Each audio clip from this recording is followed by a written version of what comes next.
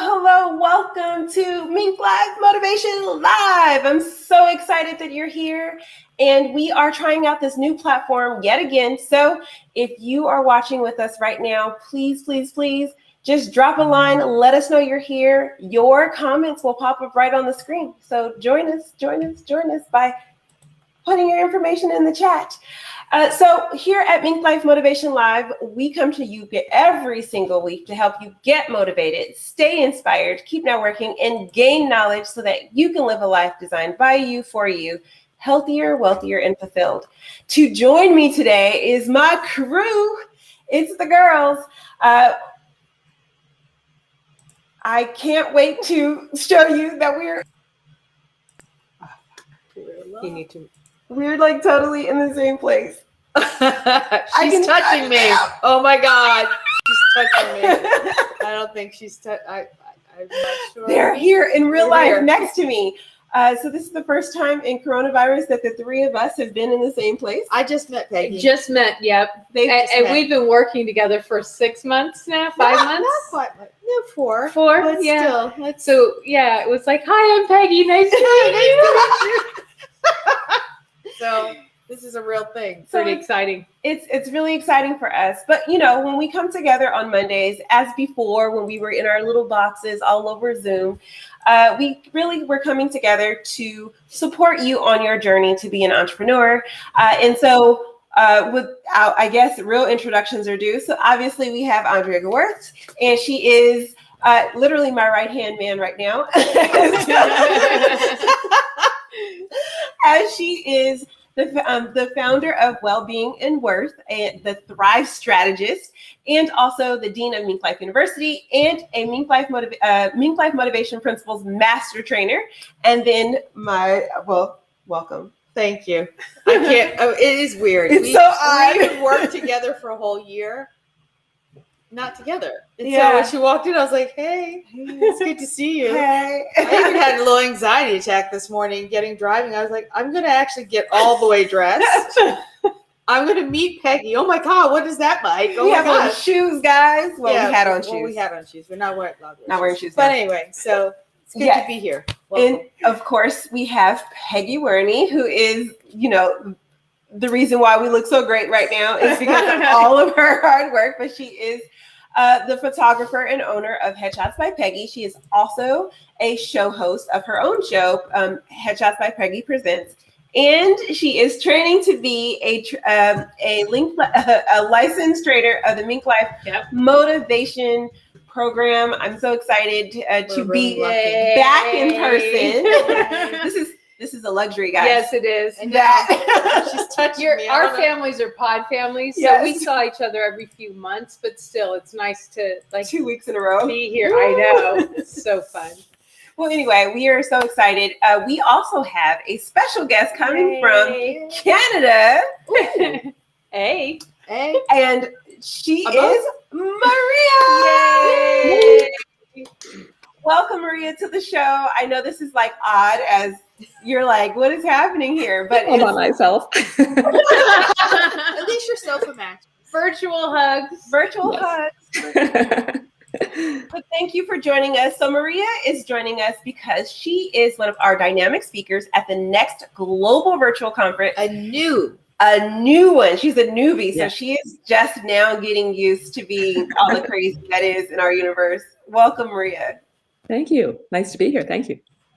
So we're going to dive right into the topics, as we have probably a lot of gabbing to do. And I had a conversation with Maria. These two have not yet. So I'm sure they're going to be just as intrigued as I was when I interviewed her to be a part of the conference. So Alana, if you want to just slide in our first question of the day, that would be fantastic. And we're going to take a shot at answering them. What do you guys think? Okay. Sounds good? All right. Okay. I don't know where to look. It should just pop up on the screen. There it is. There it is. So why is it important to embody change to live fulfilled? I love healthy, wealthy, and fulfilled living. And so I'm really kind of excited to answer this question. And Maria, since you're way over there in Canada in a little tiny box, we'll give you the opportunity to answer first. Why is it so important for us to embody change to live fulfilled? Ooh, that's I speak on this often, and living a fulfilled life is so important because when you do that, you're actually healthier and wealthier usually, and everything else around you is in sync and in alignment. And to do that, you often have to go through change to get there and live that fulfilled life. And so embodying change is really, it's part of the process. And you have to learn to enjoy that journey too, it's not just an end point. It's all together. It's all encompassed all together. And yeah, I'll leave it at that for a moment. I'll give somebody else a chance. That's perfect. Peggy, why don't you go next in answering the question about why is it so important to embody change to live fulfilled? I am all about change. I am all about pushing your boundaries and growing, because that's really it. If you aren't changing, you're dying. You're staying still. You're not going anywhere. So like, you should always be in a state of just a little uncomfortable, just kind of out there, like, okay, I don't know if I can do this, and then you just do it. Yeah, and that's how you find fulfillment, because it's easy to get lax and just be comfortable where you are, but true fulfillment is jumping out in that uncomfortable zone and just doing it. Jump, baby, jump. Andrea, what about you? I want to continue on with that. I really think that as we grow, and I think about this with raising children, I'm going to use the analogy with children and their success. Like every time they try something new and they feel accomplished, same is true for us. Well, then we're like, wow, I did that. That fulfillment of success, that satisfaction is analogous, I think, to fulfillment. And so every little thing that you do, like Peggy said, to like be a little uncomfortable and break off and make that change, you invariably become very, I think, resilient, and you begin to go, I can do this, because maybe you don't know exactly how, but you have that resilient factor. I do this with food too, that, oh, I can test this. I can go through this. I can actually have some other way to get there. And then when you get to the top, or even halfway through your journey, you're like, oh my gosh, I did it. And so that's, for me, fulfillment and that success factor really go hand in hand. Yeah, I don't know about you guys, but well, I do know about you guys because we talk about this all the time. But I know this past year, right, that 2020 was like, if you weren't ready for change, you better get ready for change, because change is going to happen. And it was those people who actually did embody that change that kind of felt guilty at the end of the year when they were like, but it was kind of the most awesome year of my life.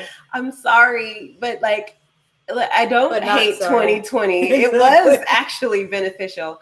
And not to say or to belittle or to negate the fact that there was so much loss and so much hurt and pain that was out there, but because they were so pliable, because they were so adaptable to what was happening, it really lended for them to be able to live a fulfilled life, even though literal chaos was happening all around. And so I think if you want to live a fulfilled life, if you can almost kind of like relish in change almost, or kind of like enjoy change a little more, or like bring some that like curiosity, like, oh, I wonder what change is coming next.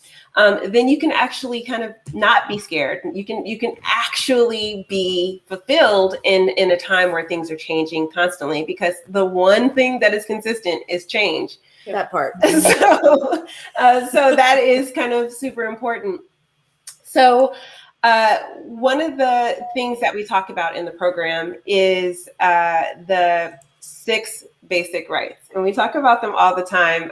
It's a foundational piece in what we do at MinkLife Motivation. It's one of that we call the power of 6. It's number 2 of the power of 6, which is that you have these rights that you need to lean into. And in leaning into those 6 basic rights, we have found that when we first start, I mean, when you think about when we're teaching the 6 basic rights, most of them are like, oh, yeah, that's fine. And they're simple. You have the right to own your own life. You have the right to live in your truth, take responsibility for your own actions, nurture your own life plan, create authentic relationships, and stick to your plan. So those are just the 6. Not really that complicated. But what we have found when we're talking about the 6 basic rights is that there are parts of those 6 basic rights that are a little hard to wrap your brain around Initially. when in practice, right? Mm-hmm. You might be like, yeah, I own my own life. Mm-hmm. That's something different. So when we're talking about really embodying change, those 6 basic rights kind of are what you need to hold tight to embody that change, because when you're changing, people around you sometimes don't want you to change. Am I right? Mm-hmm. Oh, yeah. I think the biggest obstacle to change, Monica, is you reflecting and absorbing the view of others. I think, you have the right to stick to your own plan is number 6, I think. Uh-huh. And that's the one people are like, oh, I just got that. This is like, we've got 24 courses, and then probably course 12 or so, they're like, oh. Like, yeah, that part. And it really is sometimes uncomfortable, like to stick to your guns, so to speak. Anybody who has a kid getting ready to go to college with too many choices, that would be mine. God knows I'm grateful for the crew, the family. We ran a program on her to help her choose. Choose. And we're like, hey, you got all great choices. Just make one. And then you know what? You get to change your mind later on. So just pick one of the good ones now, and you'll get to choose it again. But I can't. I was like, no, when did you decide I can't? All right, right? And so sticking to the plan and then being able to change the plan and confidence in changing the plan, those are life skills that come. I mean, they're not easy. Right. We're not taught to make them easy. Yeah. So what is your favorite of the 6 basic rights? Oh. Or the one that ding, light bulb. I was going to actually add a little bit to what you were saying, because I was raised that your word is your bond. And if you say you're going to do something, you have to do it. And those are all good qualities, and you should stick to your word. But I would have a hard time allowing myself to change, because I felt like, well, I said I was going to do this. So even though it's now costing me money or causing me uncomfort, it's so that I think is the thing that's the most being is giving yourself the right to live your, you live in your truth. Live in your truth, and your truth can change, and that it's supposed to change. And just because it's right for you today doesn't mean it's right for you tomorrow. And it's okay for you to do just something different tomorrow than what I'm not saying don't make promises to people and break them. But when it comes to you sticking your heels in the sand and just staying there because you're like, no, this is the plan. I have a plan. Mm-hmm. When I was 5, I said I was going to do this, and now I'm 30 and it's not working out, and I don't know what to do. So and that's exaggerated, but a lot of us really do stuff like that. Well, there's no mistake about that either. We do make those connections when we're younger, and it takes a lot of unwrapping, unpacking, coaching to sometimes go, I really don't like this. It's not serving me anymore. It's not serving me anymore. Well, I mean, that's why I like the rule about you have the right to build authentic relationships, because that's built on the truth, right? Sometimes the relationships that we had we're showing up as someone because that's who they think we are, or that's who we originally were, and we're not that person anymore. And so when we're talking about embodying change to thrive, because you have to live in your own truth, and because you're trying to, really create authentic relationships, you have to show up and say, hey, that served me at one point, but at this point in time, it just isn't. It's not enough, or it's too much now. And when before it was just right. So this is why we love the 6 basic rights, I think, is because it really does. They come up in everyday life and the practice of kind of reminding yourself on a regular basis to remember that you have 6 basic rights to personal growth. is really going to be useful. I want to pull Maria into the conversation as she's been listening to us talk about this basic right. What are your thoughts? Did any of that resonate with you, or did you have some things that you wanted to kind of add to the conversation? Oh yeah, I totally resonated, especially when it came to making changes. And I can change my mind fairly easily and be okay with it. My daughter, on the other hand, if I make any change, even what's for dinner, it's like chaos, right? And it's quite amusing. But it's interesting though. It's something I've been able to do over time. When I was younger, I wasn't able to do that, but now I'm okay with making those changes. A little bit stubborn about it sometimes, but I do. That's what I resonate the most with in that conversation, though, for sure. Absolutely. We are novices at this new format, so we're just kind of rolling ourselves along here. And I believe in living my own truth, right? This is literally the truth of the scenario, right?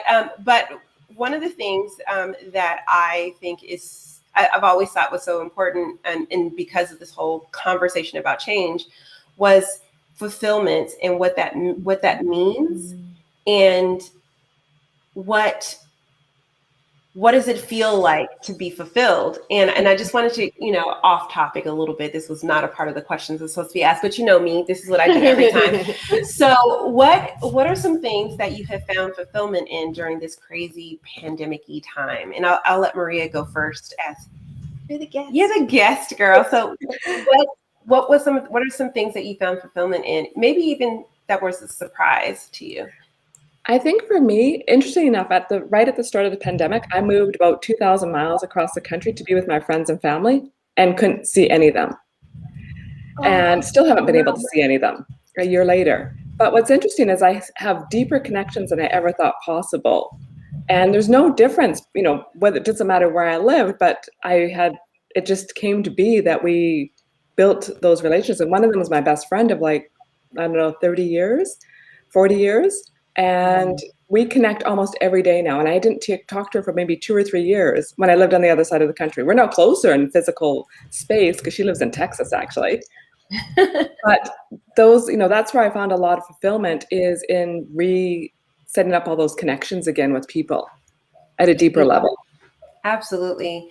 Andrea, did you want to share what have you found? Ooh, to Maria's point, I really feel like I make purposeful connection now. Mm-hmm. And I realized how much I'm enjoying them. Like, I have a daily phone call with my father at 5:30 Pacific time. Mm-hmm. I could set a clock by this phone call. Bring! Oh, it must be 5:30. And we don't have a long chat, but we chat. And I realized that I have not done this ever in life with him, ever, until now. Wow. Yep. And so that's kind of interestingly, deeply gratifying thing, because he's my stepfather. I mean, I grew up with him because my birth father passed away when I was little. So I'm adopted by my stepfather. But I really have found that strangely comforting that 5:30, I know what I'm going to do every day. and it's sweet and it's different. And I don't want that to change. Like, there's some very like you said, Maria, like people that I'm chatting with and connecting with, and it just means more. Everything means more now. Every little thing means more. Yeah. So. What about you, Peggy? I think I was always just busy, just here and there and here and there. And in the beginning of the pandemic, I was just overwhelmed with, what do I do? It took me a while to detox my mind and relax and realize it was okay to breathe. And I didn't realize how busy I was. And I think with the pandemic, I became more productive and less busy. And that's something that I want to carry on. I feel like a lot of the things I did because I felt I needed to or was supposed to. But when you realize, you can't go drive here and you can't go do this, you realize you actually can do things differently that actually take less time. And so I feel like I I feel like I'm a lot more efficient, a lot more productive. I've done a lot of changes in my business, the way I do my business. And it's been, I laugh because, how many of us forever if we just had an extra month, well, we had a whole year. So I hope that everybody took advantage of at least a month out of that year to do all those things that you just, used to wish we could do. Yeah. But I feel like I feel like there was a point in the pandemic where I was like, I have to be productive, 12 hours a day. And then there was a point in the pandemic where I was like, I don't want to do anything. And then there was a point in the pandemic where I was like, I need to find balance because this is the way life is. Mm-hmm. And I realized through finding that balance that I should carry that same balance on. Once, we're vaccinated, we're being able to see people again, we're being able to, get out and do a little bit more than we were before. But I still want to hold on to that balance because I feel like if anything through the pandemic, I found more of a balance than I'd ever had in my life. Yeah, I would actually echo the balance piece. Yeah. And also the strong connections. I mean, I have never made so many strong connections with little tiny boxes. Right? I started to laugh because there are people, if I don't see them on Zoom, I feel like my day is incomplete. We started that. I was like, we have a friend in South Africa. Mm-hmm. And we're like, hey, girl. We call her boss. We just were talking to her. And we were like, she's like, you two are together. We're like, I know. And it's crazy. But like, I can't imagine today not talking to her or her. Or her. Like, really, I talk to these people every day. Who knows, Maria? I might be talking to you every day. I'll be ready for it. We take over people's lives, I think. But it was something I didn't know I missed because I was connecting all the time, right? I was networking all the time, and yet That's how we met. You're right. Literally, that's how we met. That's how we met. And that's how we met our producer, Alana. I met all of them in some form of networking. And so my entire life, even I met my husband networking, to be honest. Wow. Meetup group. So, but I didn't know how much I missed the deeper conversation and the deeper connection and how much I wouldn't miss being out and about as much for work. Like I'm fully fulfilled in the workspace. I don't think I need another way to do work. And so now this next phase, I think I'm looking forward to actually enjoying outdoors for the reasons for fun only, right? Like I just want to go to a concert. I just want to go to a wine festival, right? Maria, are you like kind of feeling that?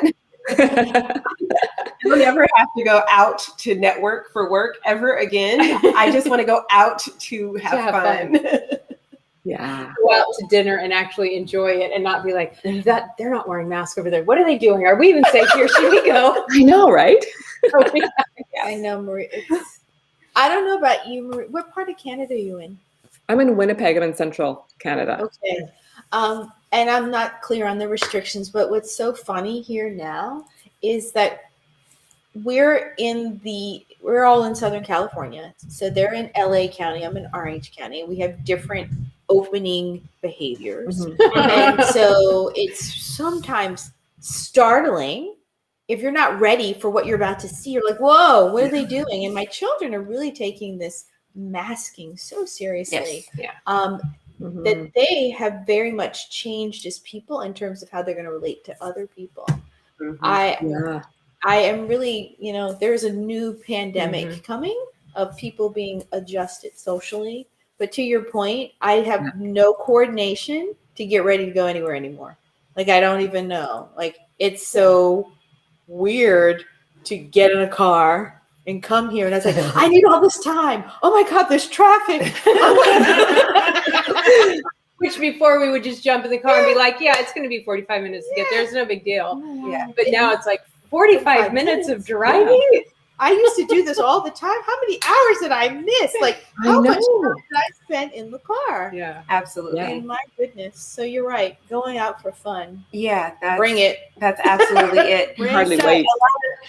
Alana has, I have prepared quite a few Yay. questions for it. And so, Alana, go ahead and slide that next one. So I'm just going to move this out of my way.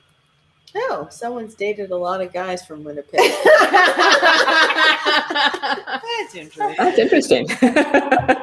So who do you think can help you in your journey to embody change to thrive? And this is the universal you, right? Like as we're talking to the audience and as people are hanging out with us, those who have dated people in Winnipeg, who can help with this change? Well, I love the stomped questions. I love this question. It's a big question. I don't know if we have a lot of time to really go into it. First off, you got to want to change, right? Like if you are wanting to change your health, your wealth, your fulfillment, your spiritual fulfillment, your academic fulfillment, like it starts with what we talked about last week, that wanting to do it, right? And then back to building those relationships to make it happen. People, to your point, I hate COVID. I became a better human in COVID in a way, more connecting. Yeah. Like I just got better at connecting and making meaningful relationships. So I want to keep doing that. Yes. That's what I want to keep doing, and making it count. Absolutely. I think that not only that, but I feel like I became a more compassionate person during COVID. I think I had time to open my eyes, and I used to think I was a compassionate person. I used to think I was woke, but I think that I had some time to really look at some. I know. But back to the question at hand, I feel that asking the question is the important thing. You know how I feel about asking questions. I love saying a question out loud instead of saying, well, I don't know how to change, or I don't know how to, but instead ask this question, who can help me change? Like say it out loud, write it down. Yeah. Merrick laughs at me all the time because I'll be in the grocery store and somebody will ask me something and I will honestly answer them. Like it could be a cashier and they'll say, oh, what are you doing today? And I'm like, well, I'm actually searching for someone to do blah, blah, blah. And Mary's like, what the heck? But the reason I do that is you don't know, how many times the cashier's like, oh my God, hey, Fred, come here. She's like, or the person standing behind me, because I feel like asking the question it just opens the universe up to answering it versus saying, I say this every week, this is what I'm going to be like her standard answer. This is my standard ask the question. Do not say, I don't know how. Oh my God. Or I can't do that. In my family, I don't use a bad word. No, we're not allowed. My kids are never allowed to say I can't. They can't say can't or I don't know. I go, if you did know, what would it be? Yeah. Oh, and I just say Google it. That's my answer. I don't know how to do this. Google it. Yeah. The question is the question. The answer to the question is asking the question. I know that's really I love that. Maria, what about you? Who can you ask, right, to help you embody change to thrive? Or who would you suggest people should reach out to? I love that, just asking the question, and I do that often myself too, and it throws people off. But I think, in alluding to everything else we've said, I think this year community has shown us that it's so important, and it takes so many different people to help us be all that we can be. It's not usually just one person. It's going to be a whole community of people that make us the world that we are, right? Exactly. So it's asking for it though too. A lot of people and clients I work with don't even want to ask. I work with a lot of people that are those women that don't want to ask for help, that are the superwoman hero type, that just don't want to. They do everything on their own, We don't know any of those. And don't even want to ask. But as soon as they ask, then that's when the transformations start happening. Yep. Bingo. Yeah. So what I wanted to be when I was a little kid was an international businesswoman. And I used to pretend that I was, I would use my entire house as this role play. And I would pretend that I would be interrupted by these international business calls on my vacation as I laid on our back deck, pretending it was an exotic beach, right? Who I wanted to be and how I wanted to grow up literally only came about because I asked for help. I now my 7-year-old gets to play every day internationally with people all over the world. And I'm helping them grow their businesses and I'm helping them like thrive in their lives. And in exchange, there's this exchange that happens that they allow me to thrive as well. And it really required me to build a community around me, to be so humble in the fact that I don't know everything about everything, and to surround myself with people who are way smarter than me, like these two and Alana, because they had a whole conversation the other day about sound that was literally over my head. I was like, I have no idea what you guys are talking about. And they're like, well, this thing and that thing and this blah, blah, blah, blah word. And I was like, I have no idea. But bottom line, we sound good today, don't we? but in surrounding myself with people who were more amazing than me in all of the things and asking them like, hey, I have this vision of what I want for myself. I have this vision of what I want for the world, how I want to impact the world. Can you help me? That was how I drove her into the MinkLife universe. I was like, and me going, sure, I'll take a look. Right. And then asking Peggy, like, hey, I have to do these videos. Can I come and use your studio to do these videos? And sure, no problem. And then here she is, driving into the world. And Alana, the same thing, who's producing this show right now, right? So every single person who has been a part of my own evolution this past year have been people that I've had to be really humble, right? And really, really just like, I don't know, and you know better than me, please impart your wisdom on me. And that was how I was able to embody change to thrive, because I had amazing people to ask for help. And I know Maria is passionate about helping people in the same way. I've only met her 2 weeks ago, but I know for sure that she's a keeper for life. It's one of those things. I'm a people collector. I love it. I told her, I was like, I'm going to sit on that couch one day. I'm going to be sitting on that couch. There for you.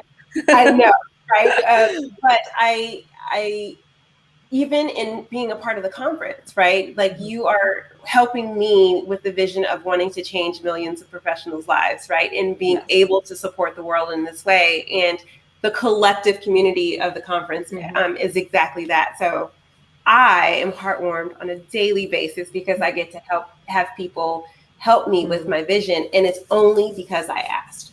You have to ask for help. Yeah. So our last question of the day is, what is one tip to embody change to thrive? So you got to make it succinct. One tip to embody change to thrive. Maria, would you like to go first? Please. My one tip would be to take consistent action even when you don't feel like it. Yeah. When you're scared and you don't want to take that next step forward, is to still do something. One little leap. That's all you need to do. Absolutely. Let's go, Andrea, this time. Well, we all said it already, but the whole asking, just being curious about your life so that you stay engaged with it. It was easy during the pandemic to go, oh, woe is me, or eat too many something in front of the TV, all the things, because you couldn't go anywhere. So you had to bring everything home to feel good. And so staying curious about, how can I stay engaged? How can I live my best life?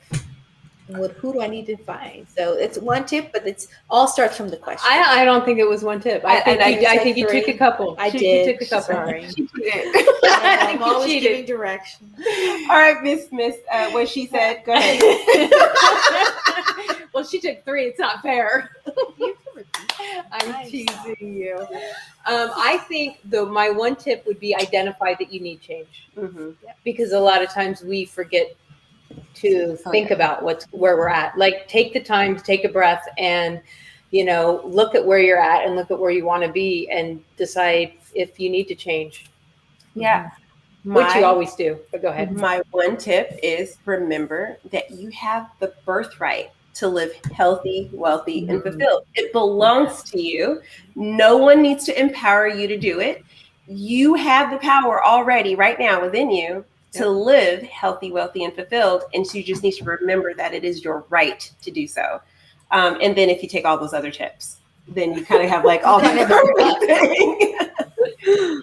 Exactly. Well, I am so stoked because we have finished our first show. And this is the part, my favorite part, announcements. And so I want to give Maria an opportunity to share what's happening in your world. And are there any special offers, or is there anything that you want to invite people to so that they can continue to connect with you, as you are now a MinkLifer, and we want our friends to connect with you. So how can they connect? How can they get involved? Thank you. The easiest place to find me is at mariacondi.com, real simple. And I do have a new course creation course coming up very soon. So if you want to connect with me, you can connect with me through there. Nice. Yay. Awesome. Lovely. All right. So Peggy, you're up. I am revamping and relaunching my weekly show. The first Thursday of May will be Headshots by Peggy Presents, with a whole new look and a new feel. So that's exciting. And also by the end of May, I will have my Headshot Strategy business up and running full blast. Right now I'm still doing stuff, but it'll be official. It'll have logos and so forth, and that makes it official. If you have a logo, it's official. And you can find me at headshotsbypeggy.com or my link app, linkapp.com/Peggy. She's like, share one word. So lucky. It is easy. Well, first off, everybody out there, first Thursday, in May. Yeah. She's not going to be in Australia with us? I I guess not. No. Okay, well. I film ahead of time. Okay, fine. Oh, so I don't do this live So thing. we have. Yeah. Leave it to us. Right. Okay. So first thing is this weekend. So Marie is going to be speaking. So there's a conference happening. No one's talked about that. So I'm going to talk I about was going that. to talk about it. I know you can talk about that. Lots of conferences coming up. And so that's really exciting. I actually started putting that on my own social media today and tomorrow and the rest of the week. And then, like Peggy, I am relaunching a whole new series of classes and parsing out the work so there's a better evolution of how you can work with me. So stay tuned for that.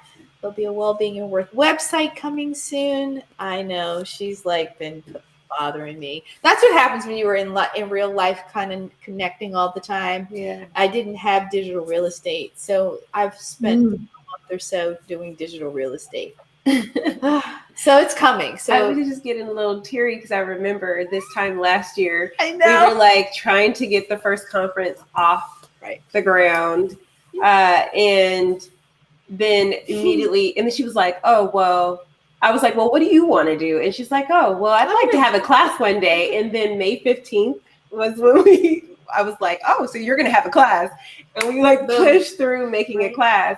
And so I'm just getting teary because you're like, you're on your anniversary too. I know. We have a lot of anniversaries. It's an emotional month. I hope we hold it together this weekend, frankly. Yeah. Because, a year ago to this week, all this week, we were, I think we can do a virtual conference. I think you can do it on Zoom. Yeah. I think there's a thing called breakout rooms. I think I can make some PowerPoints to make it go so we don't lose our track of space. Yeah, like I just can't get over us. Yeah, it was bizarre. So come to our anniversary party. And if you aren't sure exactly what the conference is, I believe we have a little something special to show you. Roll that beautiful footage.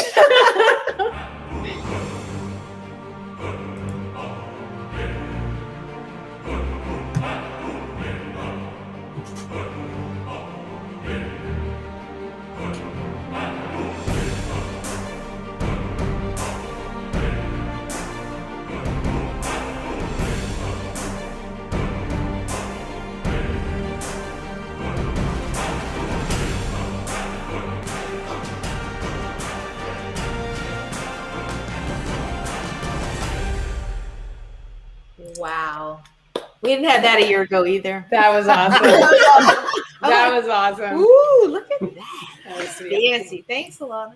Yes. So again, by asking for help from people who are genius, we have a lovely video. But it's more than just a conference.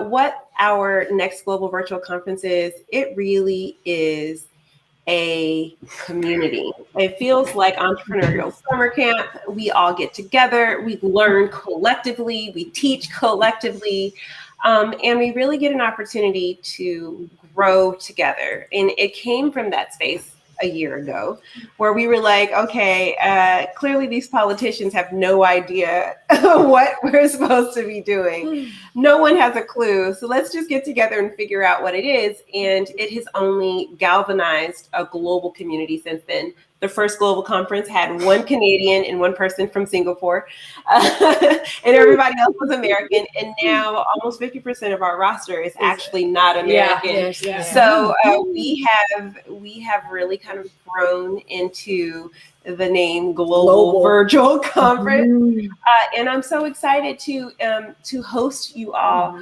this week coming up. So if you have not got your passes, definitely check out the website, nextglobalvirtualconference.com.